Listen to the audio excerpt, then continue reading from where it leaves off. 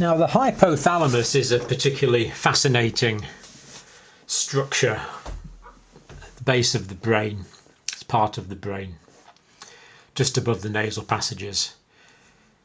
Now, for the purposes of this talk, we're going to look at its thermoregulatory properties. It's the temperature control centre.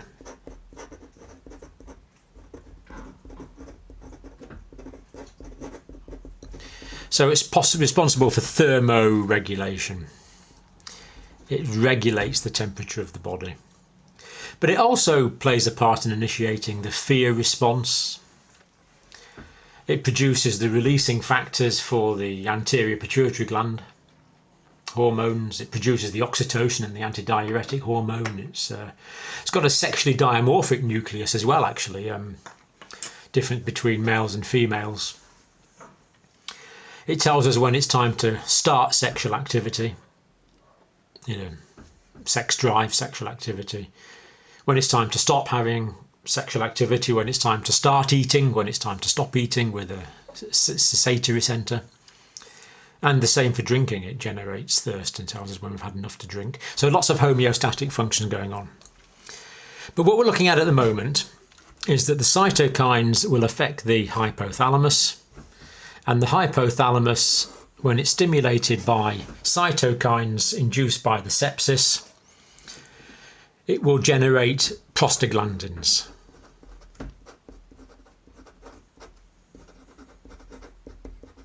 So the cytokines stimulates the hypothalamus to produce prostaglandins. And these prostaglandins affect the neurotransmitters.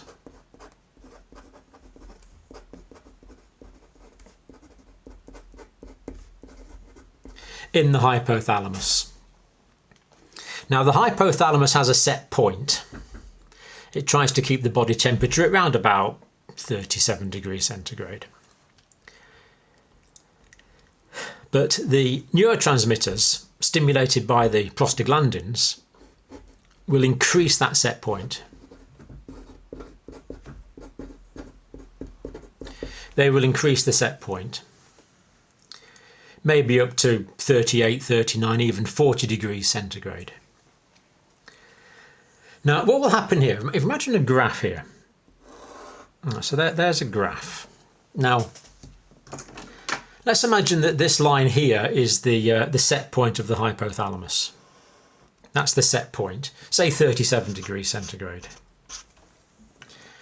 And the body temperature, which we'll draw in yellow, that's going to follow that. If the body's too hot, there'll be cooling mechanisms. If the body's too cold, there'll be warming mechanisms. But when the bacterial infection stimulates the production of the cytokines, the hypothalamus will produce prostaglandins, stimulating neurotransmitters to increase the set point.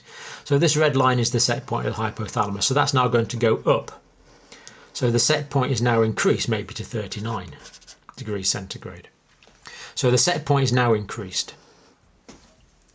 Now this is good because the immune system works best at warm temperatures.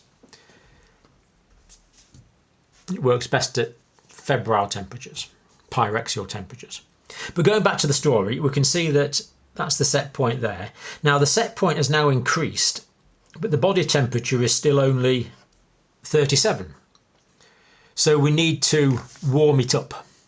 So the hypothalamus will induce warming mechanisms until, again, the set point and the actual body temperature are together.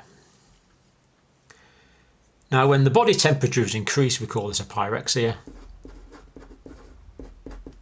or a fever, or we say the person is febrile. It all means the same thing. And this is good because the immune system works best at pyrexial temperatures. So the immune system is now working much better here at 39 degrees centigrade than it was at 37 degrees centigrade. And also most bacteria are much less comfortable and much less able to reproduce at 39 as opposed to 37 degrees centigrade. So just like the leukocytosis was part of the defensive response, so is this part of the defensive response. It's necessary to improve the immunological function of the body.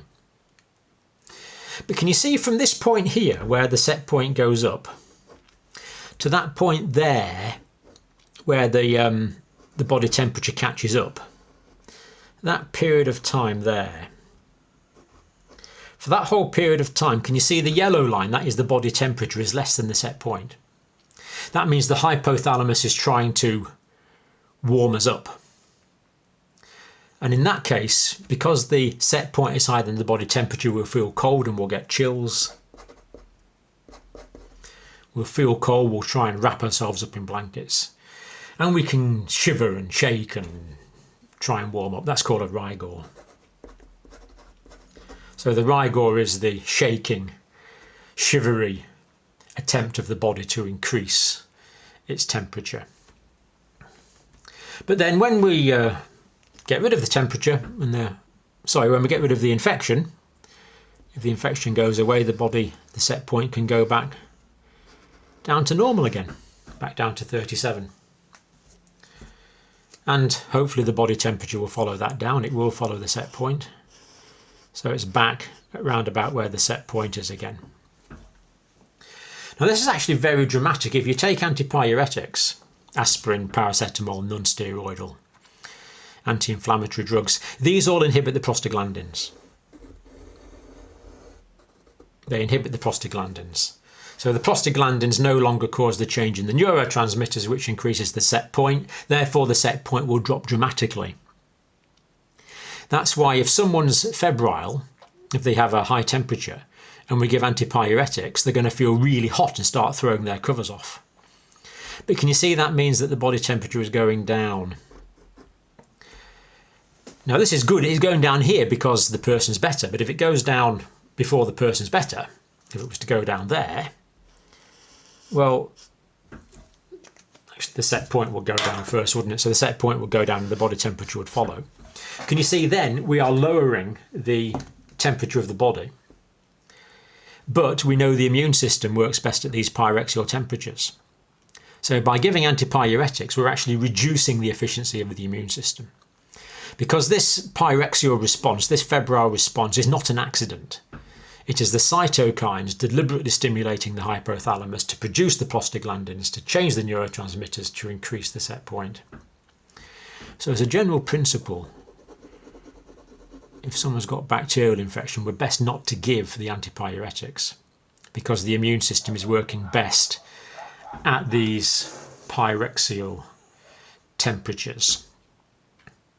So this is another defense mechanism facilitated by the cytokines in response to the presence of the bacterial infection, stimulating the hypothalamus to generate a pyrexial response to increase the efficiency of the immune system.